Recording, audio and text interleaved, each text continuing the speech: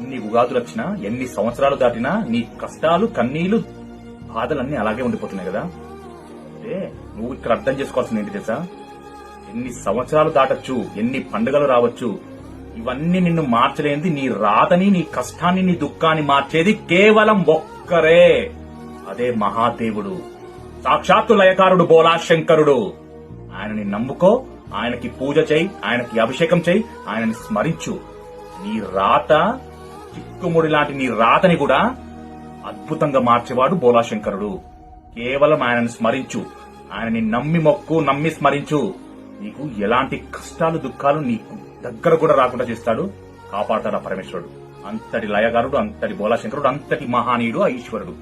ఈశ్వరుని స్మరించడం మొదలుపెట్టో, నిన్ను ఎంత అద్భుతమైన జీవితాన్ని నీకు ఇస్తాడో ఆ పరమేశ్వరునికి నీ జీవితాన్ని వదిలేసి అంతా ఆయన చూసుకుంటారు.